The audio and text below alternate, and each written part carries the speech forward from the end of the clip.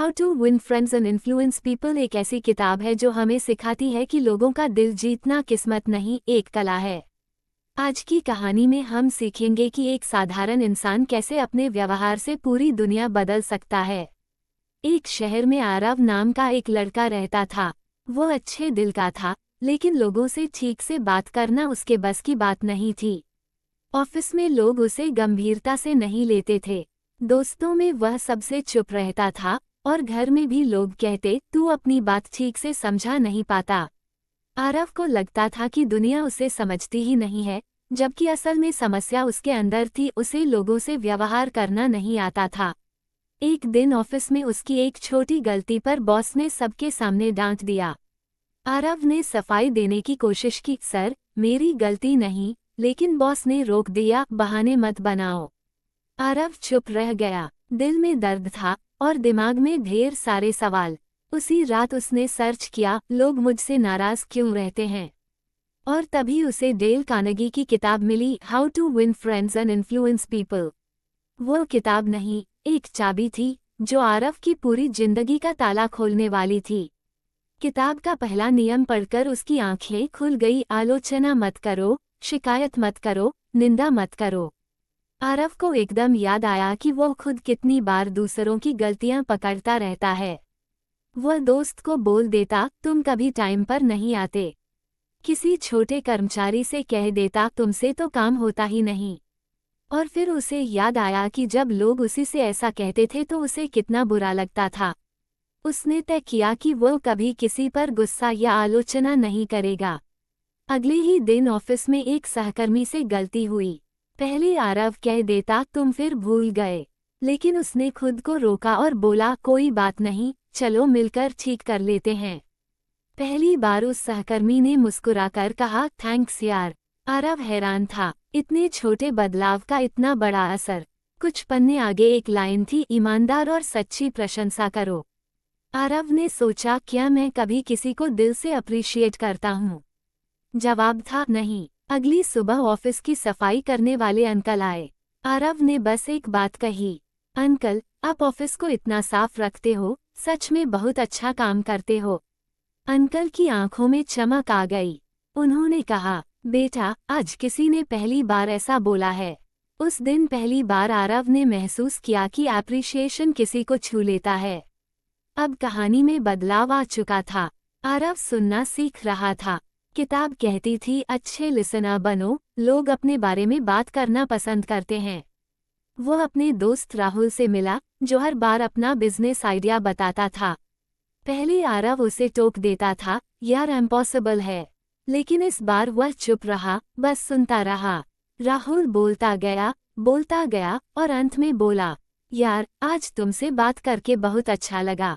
आरव समझ गया, लोगों को बोलने देना भी एक कला है।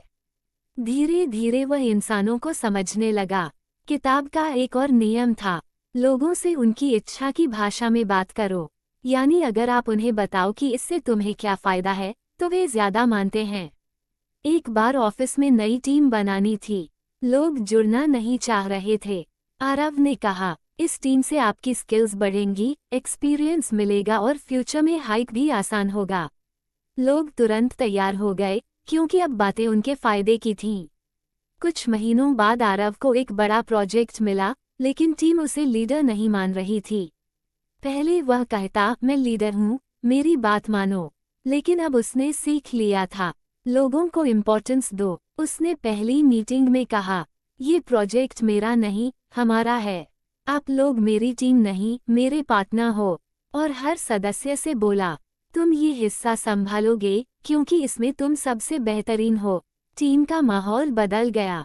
लोग आरव के लिए जान लगाकर काम करने लगे। काम के दौरान एक दिन आरव से गलती हो गई। वह बहाना बना सकता था, लेकिन कार्नेगी ने कहा था, अपनी गलती तुरंत मान लो। आरव उठकर बोला, ये गलती मेरी है, मैं अगली बार इससे बेहतर तैयारी करूंगा।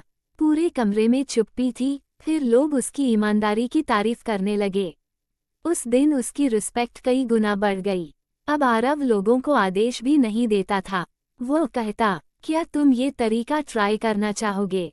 या तुम्हें क्या लगता है, इस काम को कैसे किया जाए? लोग इसे आदेश नहीं, सहयोग समझते थे। हर दिन वो इंसानों को और बेहतर समझ रहा था। फिर एक दिन टीम का एक सदस्य काम में पीछे रह गया। आरव उसे सबके सामने डांट सकता था, लेकिन उसने कार्नेगी का आखिरी सबक याद किया। लोगों की इज्जत बचाओ। वो उसे अलग ले गया और बोला, तुम बहुत केपेबल हो, शायद इस बार कुछ मुश्किल हुई होगी। चलो, हम दोनों मिलकर इसे ठीक कर लेंगे। वो सदस्य इतना मोटिवेटेड हुआ कि प्रोजेक्ट का सबसे बेहतरीन काम उसी ने किया। कुछ महीनों बाद कंपनी ने उसे एक लेटर दिया, प्रमोशन लेटर। अब वो टीम लीडर था, लेकिन असली जीत वो नहीं थी। असली जीत थी कि अब लोग उसे पसंद करते थे, सुनते थे, सम्मान देते थे और उसके साथ काम करना चाहते थे। आरव बदल चुका था। वो वही इंसान था, लेकिन उसकी दुनिया बदल गई थी। वो समझ चुका था, लोगों को जीतने के लिए स्मार्ट बनना नहीं पड़ता, बस इंसान बनना पड़ता है। दूसरों की फीलिंग्स समझना, उनकी इज्जत करना, उनकी तारीफ करना, उनकी बात सुनना, यही वह जादू है जिससे दोस्त भी बनते हैं और इंसान लोगों के दिलों में जगह भी बनाता है। और यही डेल कार्नेगी की यह महान किताब कहती है, लोगों पर प्रभाव डालने का असली तरीका है उन्हें महत्वपूर्ण महसूस कराना।